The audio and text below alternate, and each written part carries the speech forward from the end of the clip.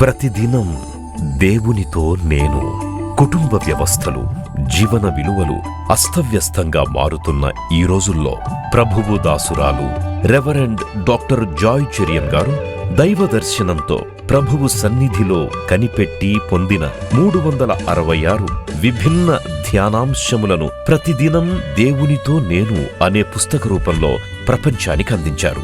ఇది అనేకుల జీవితాలను ప్రభావితం చేసే ఒక విలక్షణమైన గ్రంథము. పరిశుద్ధాత్మ దేవుడు ఈ పుస్తకమును పఠించే ప్రతి ఒక్కరిని స్పృశించి శక్తితో నింపునుగాక. ఈ పుస్తకాలిప్పుడు అందరికీ అందుబాటులో ఉన్నాయి. ఈ నూతన సంవత్సరంలో దీనిని మీరు ధ్యానించండి, మీ బంధుమిత్రులకు ఆత్మీయ బహుమతిగా అందించండి. పుస్తక ప్రతుల కొరకు సంప్రదించవలసిన ఫోన్ నంబర్లు 9550504718, 9030757571. ఆరాధన అంటే దేవునికి ఇవ్వడం, స్తుతి అంటే దేవునికి ఇవ్వడం, ప్రార్థన అంటే అడుక్కోవడం. ఏది ముఖ్యం? పుచ్చుకొనుట కంటే ఇచ్చుట ధన్యకరం అని వాక్యంలో ఉంది.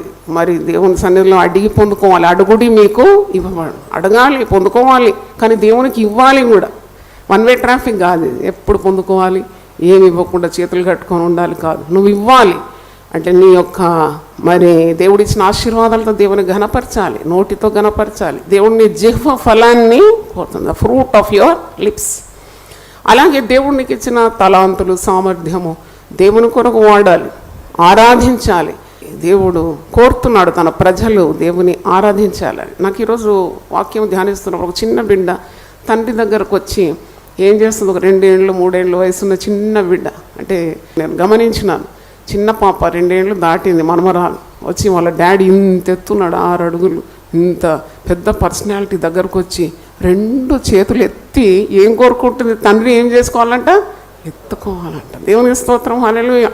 నాకు అనిపించింది అలాగే దేవుని ఆరాధించేటప్పుడు మన 2 చేతులు ఎత్తి మన తండ్రి దగ్గర మనల్ని ఆదుకోవాలని, మనల్ని ఎత్తుకోవాలని, మనల్ని కాపాడాలని కోరుతున్నాము. దేవుని స్తోత్రం. కాబట్టి ఆరాధన చాలా ఆశీర్వాదకరమైంది, దీవెన నీకు నీ జీవితంలో కలుగుతుంది. లోకంలో నెమ్మది లేదు, సమాధానం లేదు లేదు లేదు అని నాకు ఒక లిస్ట్ వచ్చింది. లోకంలో ఏమున్నది అని వెతుకుతే నాకు ఏమో కనబడుతుందంటే ఏం లేదు నా దగ్గర. దేవుని దగ్గర అన్నీ ఉన్నాయి. దేవుని స్తోత్రం, హల్లెలూయా. లోకం దగ్గర వెతుకుతే సమాధానం లేదు, శాంతి లేదు, పవిత్రత లేదు, మరి ఏమీ లేదు. దేవుని సన్నిధిలో నీకు అన్నీ దొరుకుతుంది. ఆయన సన్నిధిలో సంపూర్ణమైన సంతోషం, ఆయన కుడి చేతిలో నిత్యమైన సుఖం. అందుకే ఆరాధన దినాన్ని ఎప్పుడు అలక్ష్యం చేయదు. యెహోవా మందిరానికి వెళ్ళుదుమని జనులు నాతో అన్నప్పుడు నేను సంతోషించి. ఎవరు పలికినారన్నమాట? దావీదు ఉట్టిరాజు కాదు, మహారాజు. దేవుని స్తోత్రం. మహారాజుకే ఆరాధించే జ్ఞానం ఉంది. మహారాజు అంటున్నాడు, నేను దేవుని మందిరములో ఉండుట నాకు చాలా ఆశీర్వాదకరం. 27వ కీర్తనలో ఒక మాట చూడండి, నేను దేవుని వెతుకుతాను, దేవుడు ఉంటే నాకు చాలు, నేను దేవుని ఆరాధిస్తాను, ఆయన ఆలయంలో నేను గడుపుతాను, నాకు ఆయన సన్నిధి కావాలి, ఆయన ప్రసన్నత నేను చూడాలి. 27వ కీర్తన చూడండి, 4వ వచనం. యెహోవా యొద్ద ఒక వరము అడిగి తిని. ఏం అడిగినాడు? Motor cycle అడిగినాడా? పల్సర్ బండి అడిగినాడా? లేక పెద్ద మరి BMW కార్ అడిగినాడా? ఏమడిగినాడు? నేను యెహోవా యొద్ద ఒక వరము అడిగితే. ఎవరితను? ఏం రాజు ఆయన? మహారాజు. 27వ కీర్తన 4వ వచనం, యెహోవా యొద్ద ఒక వరం అడిగి తిని దానిని నేను వెతుకుచున్నాను, యెహోవా ప్రసన్నతను చూచుటకును ఆయన ఆలయములో ధ్యానించుటకును నా జీవిత కాలమంతయు నేను యెహోవా మందిరములో నివసింప కోరుచున్నాను. హల్లెలూయా. నేను ఆయన మందిరములో ఉంటాను, ఆయనను నేను స్తుతిస్తాను, ఆయనను కీర్తిస్తాను, నేను పాడుతాను, నేను ఆయనను మహిమపరుస్తాను, ఆయన ఘనపరుస్తాను, ఆయన వాక్యాన్ని ధ్యానిస్తాను. నా జీవితకాలం అంతా నేను యెహోవా మందిరములో ఉండాలని ఆశిస్తున్నాను. హల్లెలూయా. కాబట్టి ఈ నెమ్మది లేని ప్రపంచంలో దేవుడు ఇలాంటి చక్కని మందిరాన్ని ఇచ్చి మరి వాక్యాన్ని ఇచ్చి మీ కుటుంబాలను కడుతున్నాడు, దాంట్లో అనుమానం లేదు. సరైన మార్గాన్ని మీకు బోధిస్తున్నాడు పరిశుద్ధాత్మ దేవుడు. అందుకొరకు దేవుని స్తుతిస్తున్నాను. There is no peace in the world. ఈ వారం వార్తాపత్రికలు చూసినప్పుడు చిన్న బిడ్డ 13 సంవత్సరాల వయసులో వానికి ఆత్మహత్య చేసుకునే తలంపు వచ్చిందంట. ఎందుకు ఇంత చిన్న వయసులో ఆత్మహత్య అంటే వాడు బ్లూ వేల్ అనే ఒక మరి గేమ్ను ఫాలో చేస్తున్నారట. చూడండి, భయంకరమైన లోకం. మీ బిడ్డలు ఏం చేస్తున్నారో ఎప్పుడు గమనించాలి. మీరు చెయ్యలేని పరిస్థితి, మీకు వీలులే, మీ బిడ్డలు మాట వినప్పుడు మీకు మార్గం ఉన్నది తప్పకుండా. ఆయన మార్గము, సత్యము, జీవమై ఉన్నాడు. He says I am the way. నువ్వు అంటావు మా బిడ్డలు మేము కంట్రోల్ చేయలేకపోతున్నాము. There is every way you can keep control on your children by praying for them. Prayer is the best investment you can give to your children. నీ బిడ్డలకు నువ్వు ఇచ్చే మంచి పెట్టుబడి ఏంటంటే ప్రార్థన. దేవుని స్తోత్రం. ఉపవసించు. నీ ఇంట్లో ఇంకా కార్యాలు జరగలేదంటే 3 పూటలు అన్నం ఎందుకు తింటున్నావు? What is making you eat 3 times? Give of 1 meal. Why you give off 1 meal? To concentrate and focus on God. Fasting is nothing but focusing on God. Hallelujah. Concentrating on God. ఇహలోక కార్యాల మీద నువ్వు శ్రద్ధ నిలపకుండా దేవుడు కావాలి, నాకు నా సమస్యలకు దేవుడు కావాలి.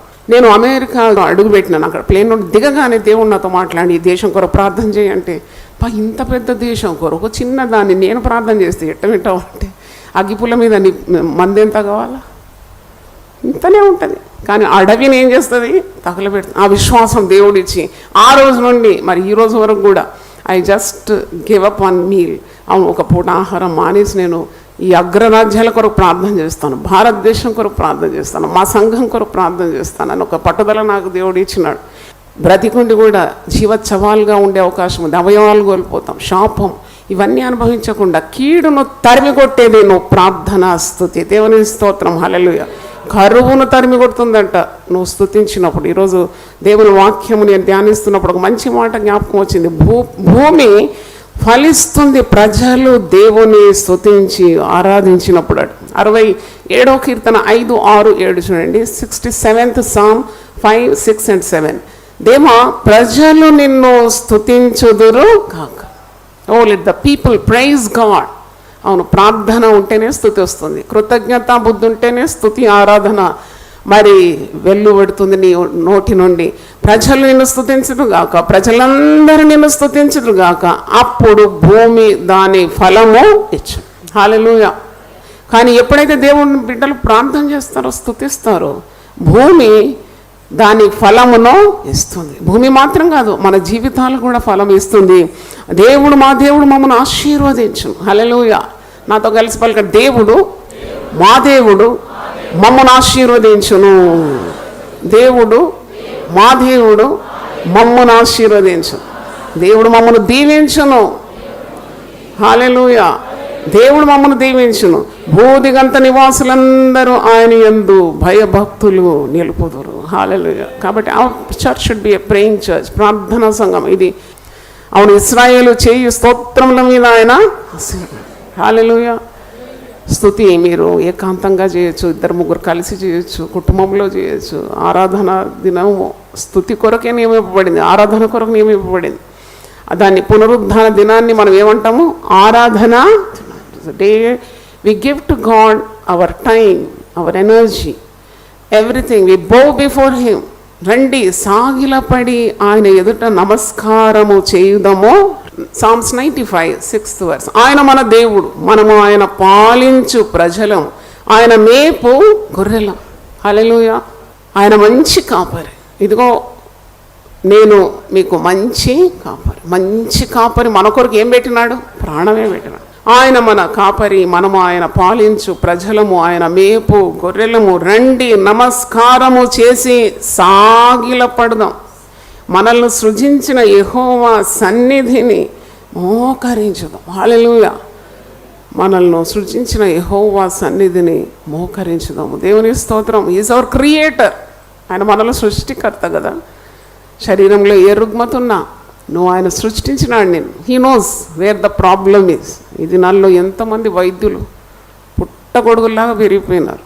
ఒక నిండు చూలాలు సాయంత్రం నన్ను కలవడానికి వచ్చి ఫుల్ టర్మ్ ప్రెగ్నెంట్. ఎంత భయపడుతున్నారు భార్య భర్తలు అంటే, అదిరిపోతుంది వాళ్ళ గుండెలు. ఎందుకంటే డాక్టర్స్ చెప్పినారు ఇది చాలా ప్రమాదకరం.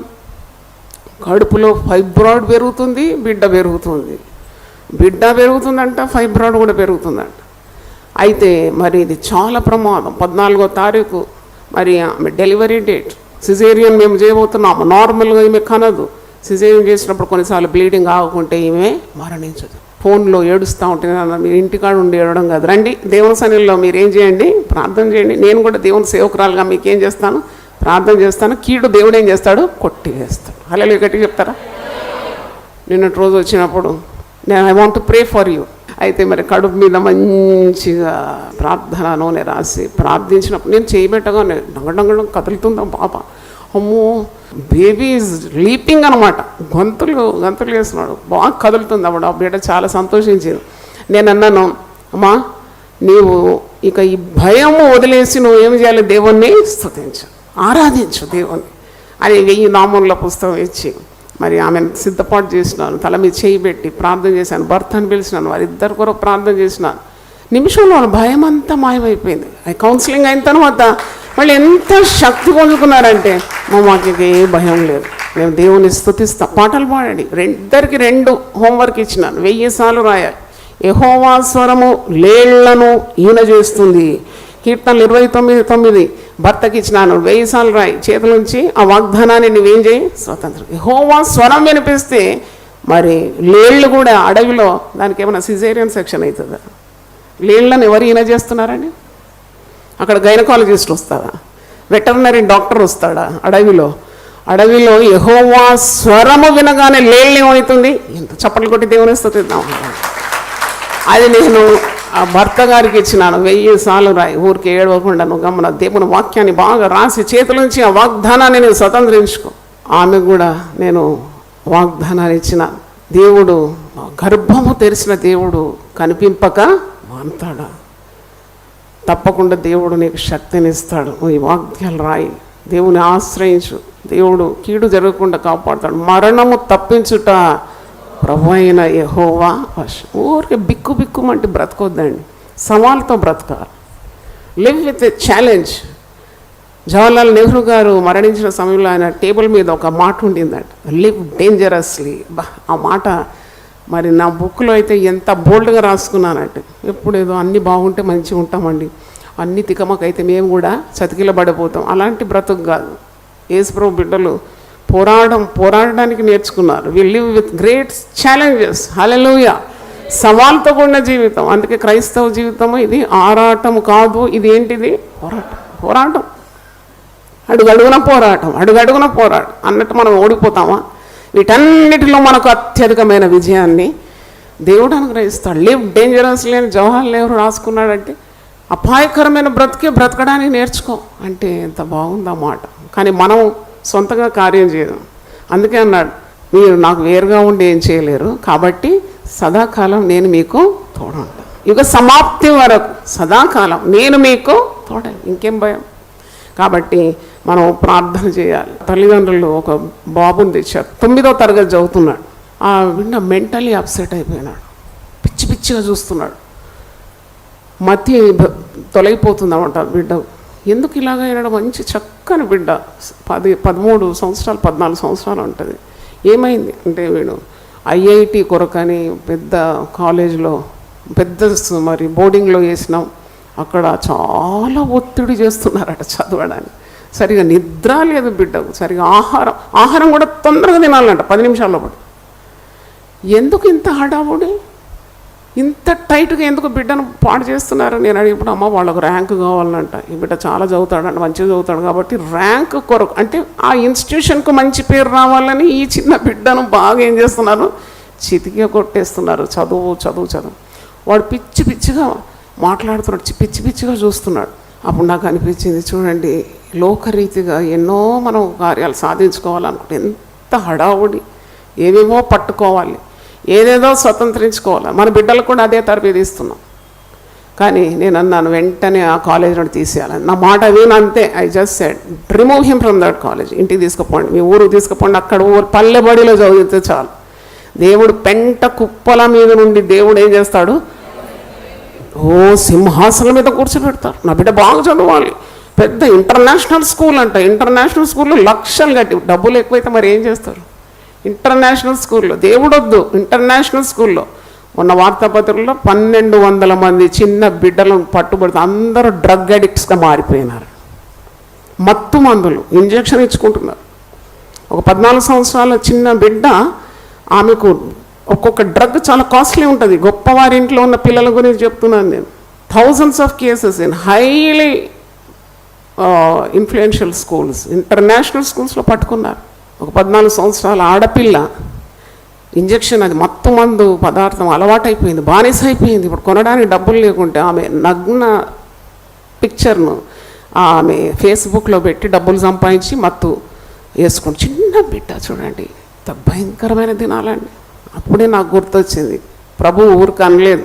లూకాసు వార్త 23:27లో ఏమన్నాడు? యెరూషలేము కుమార్తెలారా, నా నిమిత్తం మీరు ఏడవకండి, మీ నిమిత్తం, మీ బిడ్డల నిమిత్తము ఏడవండి. మీరు ఏడవడానికి అన్ని సదుపాయాలు ఇక్కడ మందిరంలో చేసినాం. Every arrangement we have made. You do not know how much we strain behind. వెనకుండి ఎంత మేము మరి మీ కొరకు ప్రయాసపడుతున్నాం. మీరు ఒక్కసారి ఆలోచించండి, ఒక్కొక్క కార్యక్రమం కొరకు ఎంత ఆలోచించాలి, ఎంత ధనం పెట్టుబడి చేయాలి, ఎంత సమయాన్ని, ఇంటికి ఉన్న సమయం కూడా ఇక్కడికి వినియోగిస్తున్నాం. అయినా మీకు బుద్ధి రాదు. బుద్ధి ఎప్పుడు వస్తుందంటే ఏదైనా అపాయం వచ్చి అప్పుడు తల బాదుకొని గుండె బాదుకుంటే అప్పుడు దేవుడు వస్తాడని అనుకుంటారు. మీకు దేవుని మాట విననొల్లని వారికి అపాయం వచ్చినప్పుడు దేవుడు, ఆకాశం ముందున్న దేవుడు ఏం చేస్తాడట? నవ్వుతాడంట. నీకు సేవకులను పెట్టి ఎన్నిసార్లు హెచ్చరించినాను, ఎన్నిసార్లు నా మాటలు నీకు బోధించినాను. నువ్వు పెడచెవిని పెట్టినావు కదా, నీవు అలకగా తీసుకున్నావు కదా. వచ్చి ప్రార్థన చేసుకోమన్నప్పుడు నీ హృదయాన్ని దేవుని సన్నిధిలో కుమ్మరించుకో. నీ బిడ్డల కొరకు, నీ భర్త కొరకు, నీ భార్య కొరకు, నీ అప్పు రుణాలు తీరిపోవాలంటే, నీకు ఆరోగ్యం కావాలంటే దేవుని సన్నిధి తప్ప ఇంకెక్కడికి వెళ్తావు? రండి యెహోవా సన్నిధిలో మనము ప్రార్థన చేద్దాం. ఆయన సన్నిధిలో మనం సాగిల పడి ఆయనకి ఏం చేయాలి? నమస్కారం చేయాలి. మన మనవులన్నీ కూడా ఆయనకు తెలియజేయాలి. ఎక్కడొస్తారు? కాబట్టి సామెతలు 1 చూడండి, 25 నుండి చదువుతాను. నేను చెప్పిన బోధ ఏమియో మీరు వెనక త్రోసివేస్తారు, నేను గద్దింపగా లోబడకపోతిరి. Proverbs 1:25 onwards I'm reading. కాబట్టి మీకు అపాయము కలుగునప్పుడు నేను నవ్వేదాను. దేవుడు నవ్వే కొన్ని అవకాశాలు పరిశుద్ధ గ్రంథంలో ఒకసారి ప్రసంగం చేశాను. వెన్ గాడ్ లాఫ్స్, దేవుడు ఎప్పుడు నవ్వుతాడు? అవును, దేవుడు నవ్వుతాడు. యేసు కన్నీళ్లు విడిచనని యోహాను సువార్త 11:35. దేవుడు ఏడుస్తాడు. మనం ఏడ్చినప్పుడు ఆయన కూడా ఏడుస్తాడు. విరిగి నలిగిన హృదయాన్ని ఆయన ఎప్పుడు అలక్ష్యమో చేయడు. He will not despise a contrite spirit, but he laughs at you when you are down with calamity. చెప్పిన మాటకు విధేయత చూపెట్టకుండా కీడు అనుభవిస్తున్నప్పుడు దేవుడు నవ్వుతాడు. నేను గద్దింపగా లోబడకపోతిరి కాబట్టి మీకు అపాయం కలుగునప్పుడు నేను నవ్వేదాను. మీకు భయము సంభవించినప్పుడు నేను అపహాస్యము చేసేదాను. భయము మీ మీదకి తుఫాను వలె వచ్చినప్పుడు, సుడిగాలి వచ్చినట్లు మీకు అపాయం కలిగినప్పుడు, మీకు కష్టమును దుఃఖమును ప్రాప్తించినప్పుడు నేను అపహాస్యము చేసినప్పుడు వారు నన్ను గూర్చి మొరపెట్టుదురు కానీ నేను ప్రత్యుత్తరమీయకుందును. కొన్నిసార్లు ప్రార్థనలకు జవాబు లేకుంటే పాస్టర్లకు శక్తి లేదంటారు. ఏమండి, వాళ్ళు ప్రార్థన చేస్తే మాకు జవాబే రాలేదు. మిమ్మల్ని మీరు సరిదిద్దుకోవడానికి కాదు, ఆ తెలివి లేదు. Check yourself, why the prayers are not answered. మీకు జవాబు ఎందుకు రాలేదు? అది ప్రార్థన చేసిన సేవకుల మీద ఆధారపడి ఉండదు. మీరు మీ జీవితంలో క్రమము లేదు. You last the track. నీవు దేవుని గద్దింపును విని దేవుని తట్టు తిరగడం లేదు. ఎన్నిసార్లు గద్దించాను, మరి లోబడని వాడు హఠాత్తుగా మరణించునని, కీడులో పడతాడని వాక్యంలో ఉంది. కాబట్టి అప్పుడు ప్రార్థన చేస్తారు. ప్రార్థన అందరు చేస్తారండి. ఎప్పుడు చేస్తారు? యేసు ప్రభు ఆయన సర్వలోక రక్షకుడు. నీ ప్రాణాన్ని, ఆత్మను ఆయన రక్షించడానికి ఈ లోకానికి వచ్చాడు. కాబట్టి నీవు ఆపదొచ్చినప్పుడు హత్తుకోవడం కాదు, ప్రభు ఎల్ల వేళలా ఆయనను స్తుతించాలి. అందుకే పరిశుద్ధ గ్రంథంలో ఉంది, ఆయనను ఎప్పుడు ప్రార్థన చేయాలి, ఎడతెగక ప్రార్థన చేయాలి. నేను దేవుణ్ణి అడుగుతున్నాను, దేవా ఎడతెగక ప్రార్థన చేస్తే నీ సేవ ఎట్లా చేయాలి, నేను ఇంట్లో పనులు ఎట్లా చేయాలి? అప్పుడు ప్రభువు పరిశుద్ధాత్ముడు నేర్పించినాడు, always tune your heart towards prayer, towards praising him. ఆయనను స్తుతించాలి, ఆయనను ప్రార్థన చేయాలి. ఒక వాహనానికి 2 మరి చక్రాలు ఉన్నట్టు స్తుతి ఉండాలి, ప్రార్థన ఉండాలి. అవును, కీర్తనకారుడు దావీదు మహారాజు రాసిన 34వ కీర్తన 1వ వచనంలో ఏమని చూడండి. ఇప్పుడు he always worships God, he praises God, he praise unto God. దావీదు రాసిన 70కి అధికంగా ఉంది 150 కీర్తనలు. దావీదు మహారాజు రాసిన కీర్తన మీరు చదివితే స్తుతి ఉంటుంది, ప్రార్థన ఉంటుంది. 2 మాత్రము కన్నులో కట్టినట్టుగా ఉంటుంది. మీరు కీర్తనలు చదవాలి, నేర్చుకోవాలి. దాంట్లో ప్రతి సందర్భంలో దేవునికి మొర్ర పెడుతూ ఉంటాడు. అవును, నేను నీకే మొర్ర పెడుతున్నానయ్యా, నేను ఉదయము, మధ్యాహ్నము, సాయంకాలము నేను నీకేం చేస్తున్నానో ప్రార్థన చేస్తున్నాను. మరి స్తుతి చేసి నేను ఈ దినకు 7 మార్లు నేను నిన్నేం చేస్తున్నాను, స్తుతి చెల్లిస్తున్నాను నీకని 119వ కీర్తనలో ఉంది. 34వ కీర్తన మొదటి వచనంలో చూడండి, నేను ఎల్లప్పుడూ యెహోవాను స్తుతించేది. హల్లెలూయా. నేను కొన్నిసార్లు దేవుని స్తుతిస్తానని కాదు, అంత బాగున్నప్పుడు స్తోత్రం స్తోత్రం హల్లెలూయా ప్రైజ్ ది లార్డ్ అంటారు కొందరు. ఏదైనా కొద్దిగా బాధ కలిగితే ఆ స్తోత్రం ఎటుపోతుందో, ఆ ప్రైజ్ ది లార్డ్ ఎటుపోతుందో, ఆ ముఖంలో కళ ఎట్టుపోతుందో అంత పుచ్చిపోయిన వంకాయలాగా అయిపోతారు వెంటనే. యోబు భక్తుడు అంటాడు, నేను దేవుని స్తుతిస్తాను, ఆయన ఇచ్చాను, ఆయన తీసుకొని పోయాను. యోబు 1:22లో యెహోవా నామము స్తుతింపబడును కాక. హల్లెలూయా. మరి ఇక్కడ 34వ కీర్తన, నేను ఎల్లప్పుడు యెహోవాను సన్నతించిన నిత్యమైన కీర్తి నా నోట నుండును, యెహోవాను బట్టి నేను అతిశయించున్నాను, దీనులు దాన్ని విని సంతోషించెదరు. హల్లెలూయా.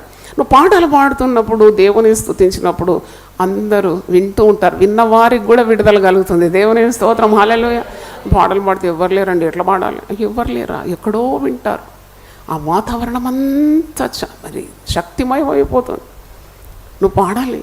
మరి పౌలు శీలలు చెరసాలలో పాడినప్పుడు ఎవరు విన్నారంట? ఖైదీలు విన్నారు. హల్లెలూయా. ఆ మాట ఒకసారి చూడండి, అపోస్తల కార్యం 16:25 చూడండి. అయితే మధ్యరాత్రి వేళ పౌలును శీలయు దేవునికి ప్రార్థించుచు కీర్తనలు పాడుచుండి. 2 సీక్రెట్స్ ఫర్ దేర్ డెలివరెన్స్. వారు విడుదల పొందడానికి, చెరసాల నుండి విడుదల పొందడానికి 2 మహా గొప్ప రహస్యాలు. ఒకటి ప్రార్థన, మరి ఒకటి స్తుతి. వారు ప్రార్థన చేస్తున్నారు, కీర్తనలు పాడుతున్నారు. ఖైదీలు ఎవరు వింటారండి? ఖైదీలందరూ వింటున్నారు. దేవుని స్తోత్రం హల్లెలూయా. నీతిమంతుల గుడారము నుండి రక్షణను కూర్చునున్న సునాదం వినపడుతుంది. హల్లెలూయా. మనము తప్పకుండా దేవుని ఆరాధించాలి. ఈ దినాల్లో దేవుడు నాకు ఇచ్చే వర్తమానాల్లో దేవుని ఆరాధించే విధానాలు మనం నేర్చుకోవాలి. అలాగే ఆరాధన ద్వారా మరి దేవుని బిడ్డలకు కలిగే జయాలు మనం నేర్చుకోవాలి. మరి ఆరాధన ద్వారా ఆత్మాభిషేకము పొందుట నేర్చుకోవాలి. ఆరాధించే శైలి నేర్చుకోవాలి. ఎందుకు ఆరాధించాలి, ఎవరిని ఆరాధించాలి, ఎప్పుడెప్పుడు దేవుని ఆరాధించాలి, పాటలతో, ప్రార్థనతో, స్తుతి ఆరాధన చేయాలని.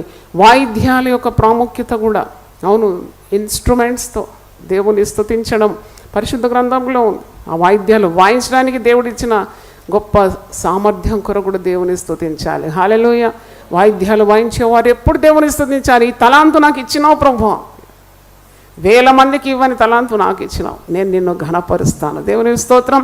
150వ కీర్తన పాట పాడడానికి నీ గొంతుంటే ఎంత భాగ్యం.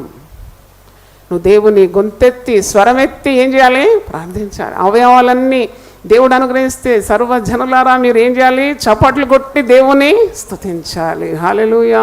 కీర్తన 150లో కీర్తనకారుడు ఏమంటున్నాడు చూడండి, సకల ప్రాణులు యెహోవాను స్తుతించాలి. 150వ కీర్తన 6వ వచనం, సకల ప్రాణులు యెహోవాను స్తుతించుదురు గాక.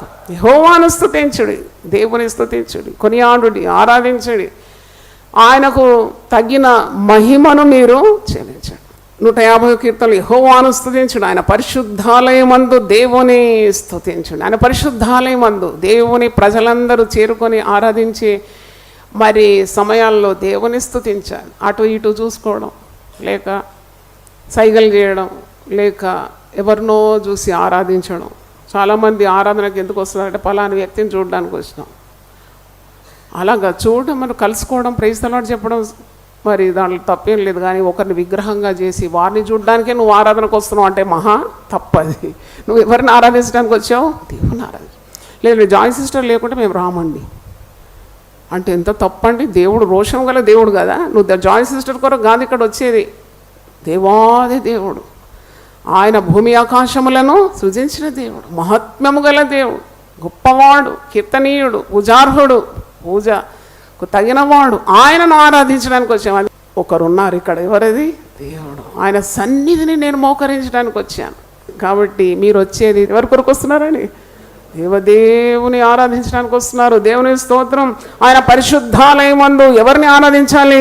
దేవుని. నేను ఒకసారి మా నాన్నగారిని అడిగినాను, ఆయన బ్రతికున్నప్పుడే ఈ దర్శనం నాకు కలిగింది, సేవ ఆరంభించినా కదా. అప్పుడు మా నాన్నగారు, నాన్న అందరూ వచ్చి నా పాదాల మీద పడితే నేను ఏం చేయాలి అంటే, మా నాన్నగారు నీ పాదాల మీద పడుతున్నారా అంటే, అవును మరి నా పాదాల మీద పడుతున్నారు.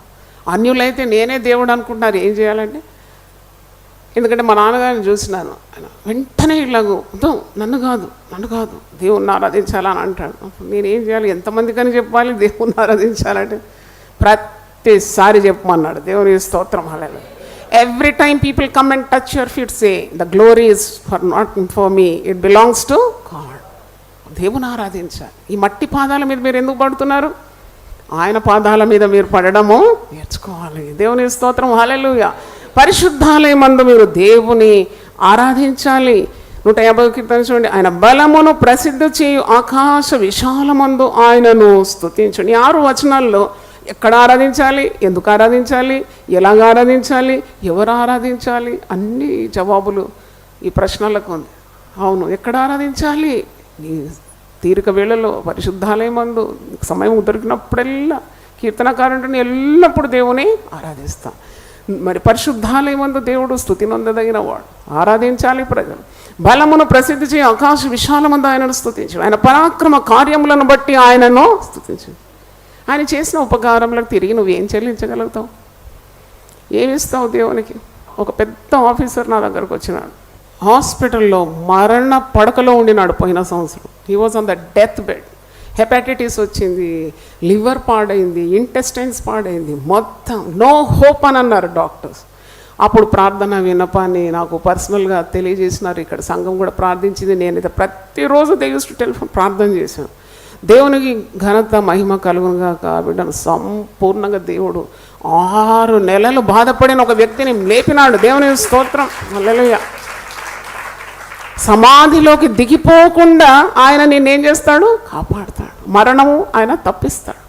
కీడు కొట్టేసినాడు, సంపూర్ణంగా బాగా అయినాడు. ఆయన చూస్తే గుర్తుపట్టలేని ఒక మంచి పర్సనాలిటీ, మంచి స్కిన్ గ్లో, మంచి వెల్ డ్రెస్, పెద్ద ఉద్యోగం కదా. ఆయన దగ్గర వచ్చినాడు. మీరు మందిరంలో అస్సలు కనబడడం లేదు. దేవునికి కావాల్సింది మీ కానుక కాదు, మీరే కావాలి. దేవుని స్తోత్రం. హల్లెలూయా. మీరు మాత్రం దేవుని ఆరాధించడానికి ఏం చేయాలి? రావాలి. దేవునికి నువ్వు ఇచ్చే కానుక ఏదో ముష్టి ముడుపు కాదు, నువ్వే రావాలి దేవుని సన్నిధికి. హల్లెలూయా. ఆయన నువ్వే కావాలి. ఒకరోజు నేను ఇక్కడ కూర్చొని ఆలోచిస్తున్నాను, అందరూ కానుకలు ఇస్తారు కదా పెట్టెలు. అయ్యో నేను కూడా వేయాలేమో కానుక, నేను కూడా పోయి వేయాలి కదా అంటే, కన్ను మూసుకోగానే ఒక దర్శనం చూస్తున్నాను. ఆ కానుక పెట్టెలో నేనే కూర్చొని ఉన్నాను. అవును బిడ్డ, నీవు నాకు అర్పించుకున్నాక ఇంకా నీది నాకేం కావాలి? You are given up yourself. అవును, నేను సంపూర్ణంగా ఆయన కొరకు సమర్పించుకున్నాక నా కానుక పెట్టెలో నేను నిండుగా కూర్చుని ఒక దృశ్యం చూపెట్టినాడు. దేవుని స్తోత్రం. హల్లెలూయా. మనస్ఫూర్తిగా ఆయన కొరకు నా జీవితాన్ని సమర్పించుకుంటే ఇంకా ఆయన ఇంకేం కోరుకుంటాడు? ఆయన ఏదో నీ వస్తువులను కోరుకునే దేవుడు కాదు, నిన్నే కోరుకుంటున్నాడు. హల్లెలూయా. He loves you so much. శాశ్వతమైన ప్రేమతో నేను నిన్ను ప్రేమించున్నాను కనుక విడవకుండా నీ పట్ల నా కృపను చూపుతున్నాను. ఆయనను ఆరాధించాలి, ఆరాధించాలి. ఆయన బలమును ప్రసిద్ధి చేయి ఆకాశ విశాలమందు ఆయన పరాక్రమ కార్యములను బట్టి ఆయనను స్తుతించాలి. మహాప్రభావం బట్టి ఆయనను స్తుతించాలి. మహాకార్యములు. కొందరు తల్లిదండ్రులు వచ్చి, మా బిడ్డకి ఇంకా పెళ్ళే కాదమ్మా, అయిపోయిందమ్మా, అయిపోయింది. అయ్యో, ఇంత వాక్యం తెలిసి ఇన్ని వాగ్దానాలు వెతుక్కోకుండా 1000 వాగ్దానాలు చిన్న పుస్తకంలో తయారు చేసి బిడ్డకు అమ్మ అన్నము మెత్తగా చేసి ఉండగట్టి నోట్లో పెడుతుంది కదా, అలాగ స్తుతించడానికి, వాగ్దానాలు స్వతంత్రించుకోవడానికి, ఆదేశాలు పాటించడానికి ఇంత పరిశ్రమ చేసి చేతికిచ్చిన ఇంకా భయం ఎందుకు? మా భయం అవుతుందమ్మా, మా బిడ్డకు ఇంకా వివాహం కాదు, ఈడు మీరు అయిపోతుందమ్మా, నా కొడుకుకి ఇంకా పెళ్ళి అవుతుందో లేదో నాకు తెలియదమ్మా, ఇలాంటి మా బిడ్డకు ఉద్యోగం వస్తుందో లేదో మాకు తెలియదు, నాకు రోగం నయం అవుతుందో లేదో నాకు అనుమానమేమో, మా కుటుంబంలో దేవుని రక్షణ కలుగుతుందో లేదో ఇంకా అనుమానము. నువ్వు అనుమానంతో దేవుని గణపరచలేదు. విశ్వాసము లేకుండా దేవునికి ఇష్టలై ఉండుట అసాధ్యం.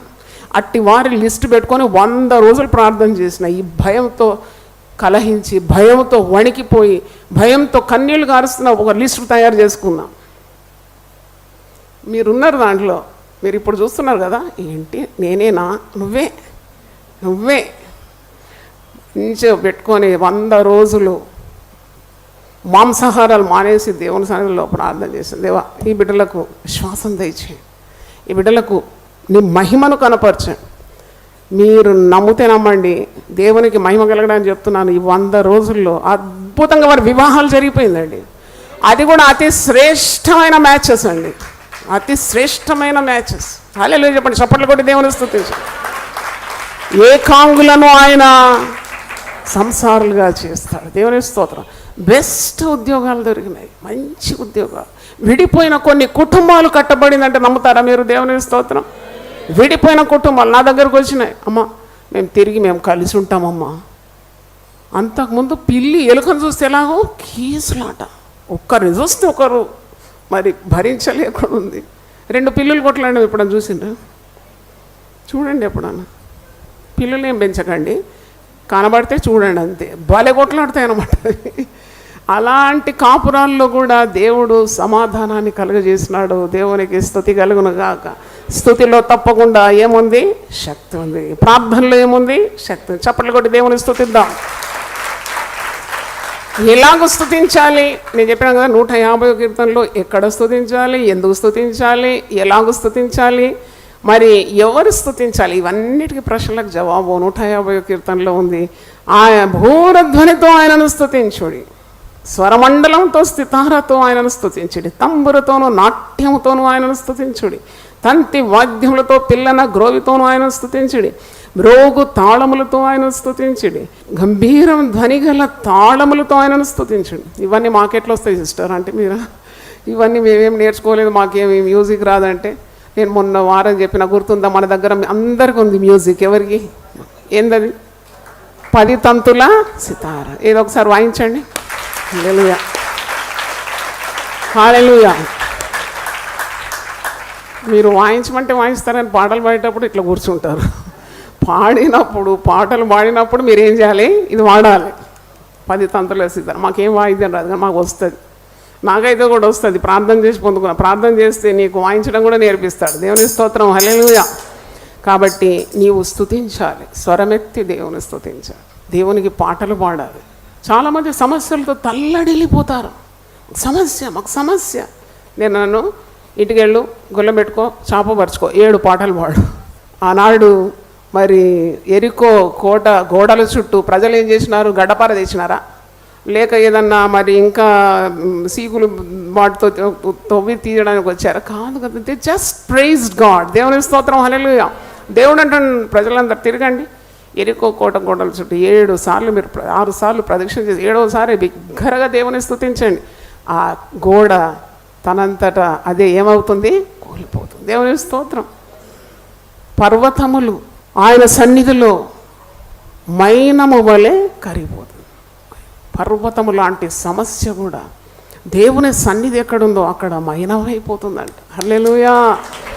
ఆ మాట ఎక్కడుంది?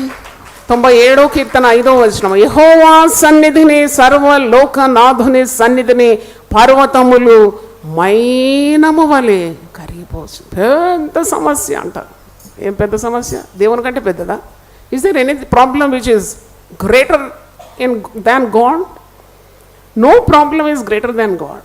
సమస్య ఏదైనా అది దేవుని ముందు అది ధూళిలాగానే ఉన్నది అంతే. పర్వతమైనా అది కరిగిపోతుంది.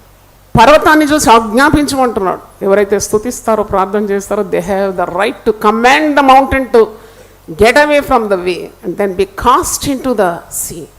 ఎంత గొప్ప శక్తి దేవుని బిడ్డలకు ఇచ్చిన. వాడుకోం కదా, వాడడం రాదు. అన్నీ ఉంది, బాగానే ఉంది. యేసునామం అన్ని నామల కంటే గొప్ప నామం. రక్షణ కలిగింది, ఆనందం వచ్చింది. కానీ సాతాన్ని ఎదిరించడానికే రాదు. సాతాను ఒక్క బెదిరింపు ఓయో కట్టుకొని ఏడ్చి అరిచి కేకలు వేసి, వేర్ ఇస్ యువర్ స్ట్రెంగ్త్? నీ బలం ఎక్కడుంది? నీ బలం ఎక్కడుందో అదే నేను నేర్పించబోతున్నాను ఈ వారాల్లో. దేవుని స్తోత్రం. Where is your strength? అవును, నీ శక్తి ప్రార్థనలో ఉంది, నీ శక్తి దేవుని ఆరాధించడంలో ఉంది, నీ శక్తి దేవుని మహిమపరచడంలో ఉంది. ఇందు నిమిత్తమే నీవు సృజింపబడినావు. దేవునికి స్తోత్రం. హల్లెలూయా. మీరు వాక్యంలో నేను చూపెడతాను. For this reason you are created, just to give glory to God. ఆయన చేసిన ఉపకారములకు నేను తిరిగి ఏమీ చెల్లించగలను. కీర్తనకారుడు అంటున్నాడు కదా, నా ప్రాణమా నీవు దేవుని ఏం చేయి, స్తుతించు. ఇంకేమి ఇస్తావు ఆయన తిరిగి? ఆయన చేసిన ప్రతి ఉపకారం కొరకు తిరిగి నువ్వు ఏం చెల్లించగలవు? రక్షణ పాత్రను చేతపుచ్చుకొని ఆయన పేరట నీవు ప్రార్థన చేయి, స్తుతించు. 116 నుండి చదువుతున్నాను. 116 Psalms 12 onwards. యెహోవా నాకు చేసిన ఉపకారములన్నిటికీ నేను ఆయనకి ఏమీ చెల్లించు. ఆయన చేసిన మేళ్లకు నువ్వు ఏం చెల్లిస్తావు? ఆయన నీ ప్రాణమును ఏం చేస్తున్నాడు? కాపాడుతున్నాడు.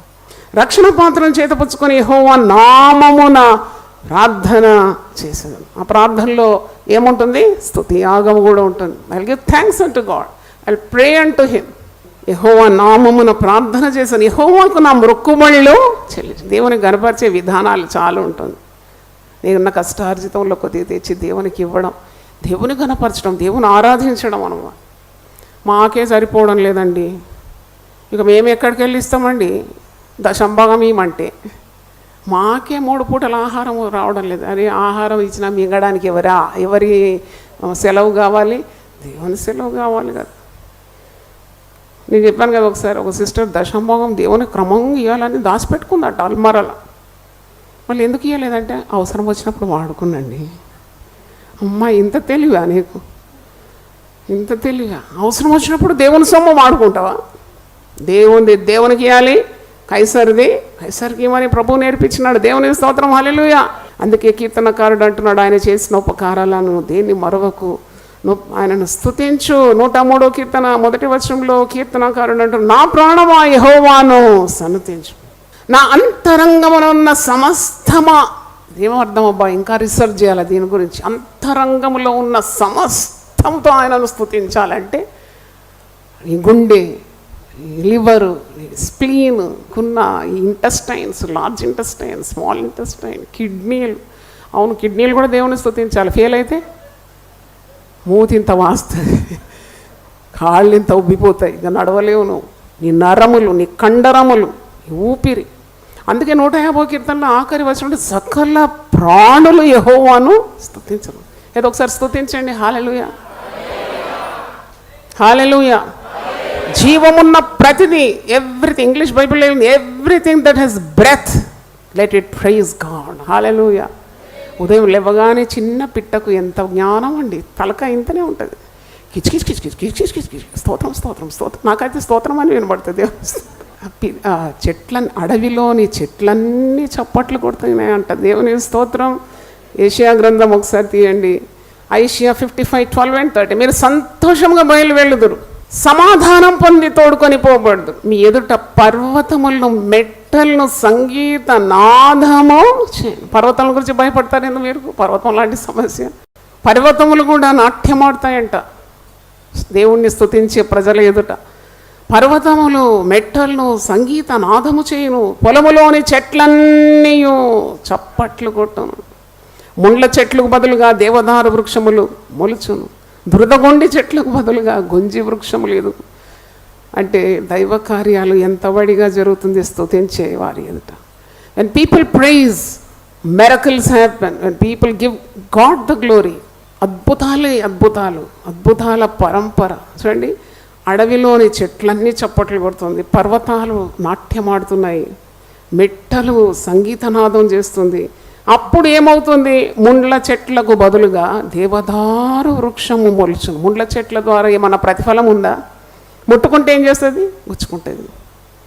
కొందరు వ్యక్తిత్వం ఇలాగే ఉంటుంది. మాట్లాడితే సమస్య, మాట్లాడకపోతే కూడా సమస్య, దగ్గరుంటే సమస్య, దూరం ఉంటే సమస్య. ఏం జీవితం ఇది? ఒక ఆకు లేదు, పండు లేదు, ఉట్టి ముండ్లే, మనుషులను భయపెట్టించే ముండ్ల చెట్లు. అట్టి వాటికి కూడా స్తుతించేవారు భయపడరు. దేవుని స్తోత్రం. ముండ్ల చెట్లు మారిపోతాయి. హల్లెలూయా. ఎవడైనా క్రీస్తునందున్న వాడు నూతన సృష్టిగా మారిపోతాడు. హల్లెలూయా. ముండ్ల చెట్లకు బదులుగా దేవదారు వృక్షం మొలుచు. దేవదారు వృక్షం అంటే దాని గురించి ఒక రీసెర్చ్ చేయాలి. దాని ఆకులు, దాని కొమ్మలు, దాని రెమ్మలు, దాని వేర్లతో సహా చాలా విలువైంది, చాలా cedar tree. I'm like a cedar in Lebanon అంటాడు కదా.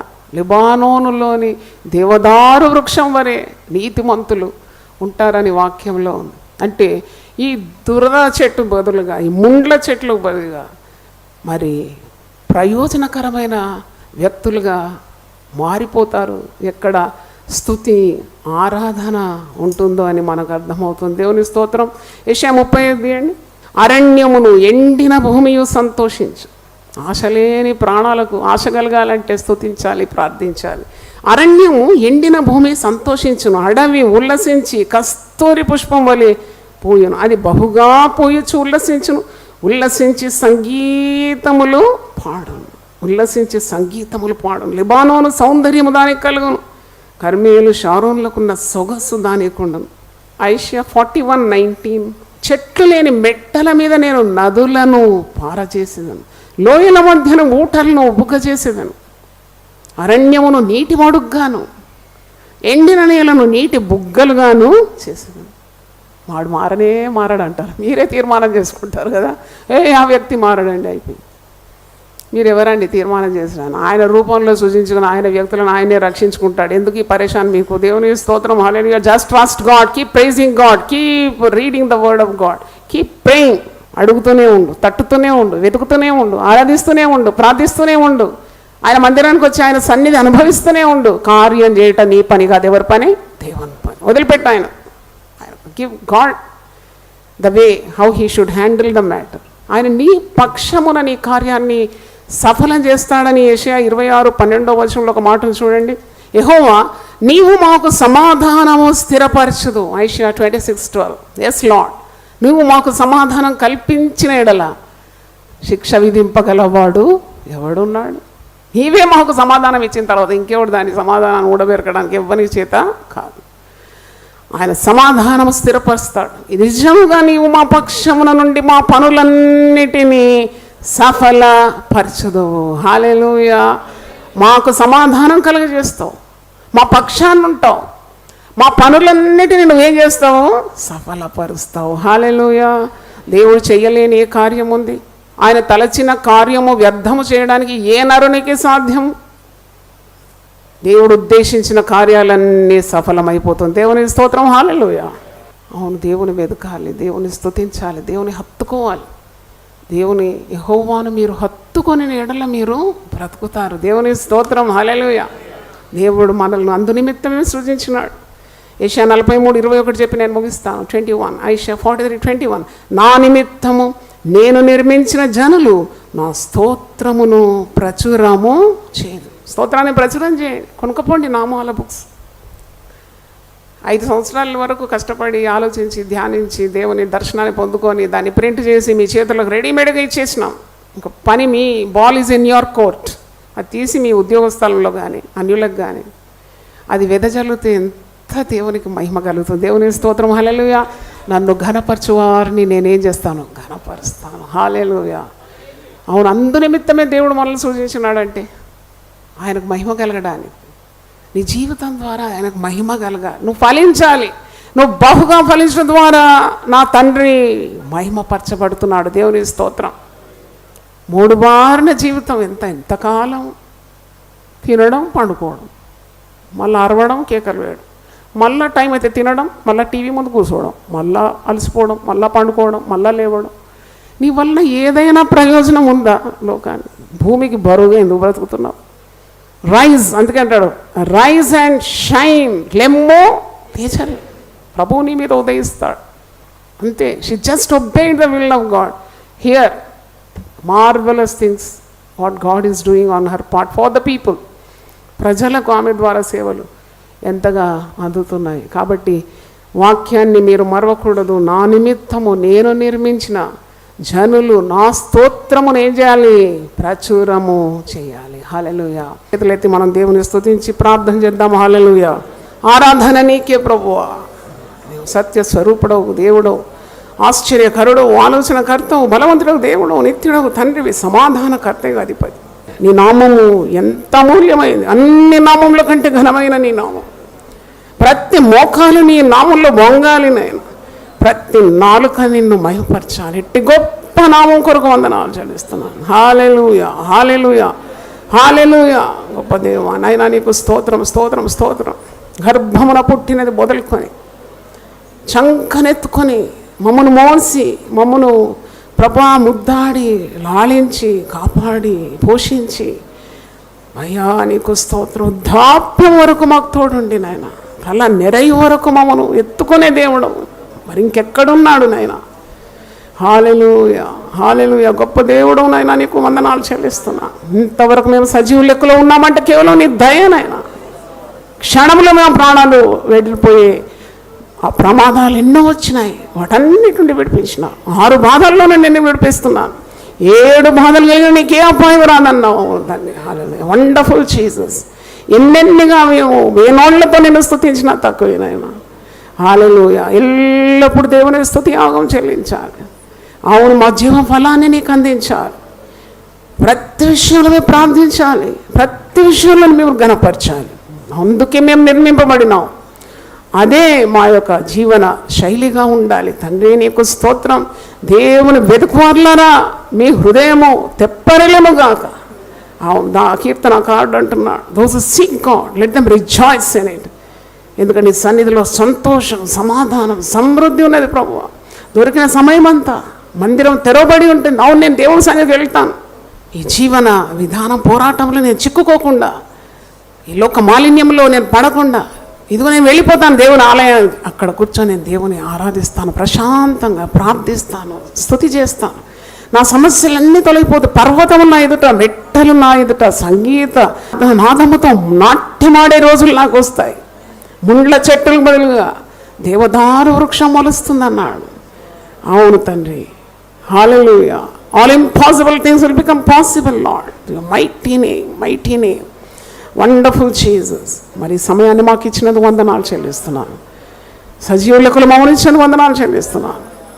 బిడ్డలు ఆరాధించడానికి, తరబిది పొందడానికి దాసరాలను ఉపదేశం ద్వారా నింపమని ప్రార్థిస్తున్నాను. తిరిగి సాయంకాలం మాట్లాడండి నాయన.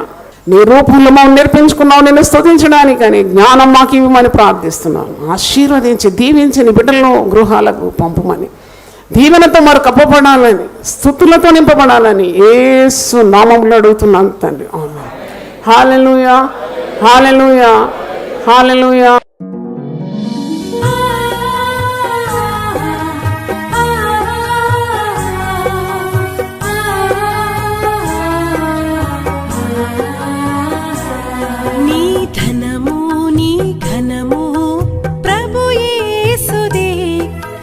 దశమా భాగమునీయ వెనుదీతువా.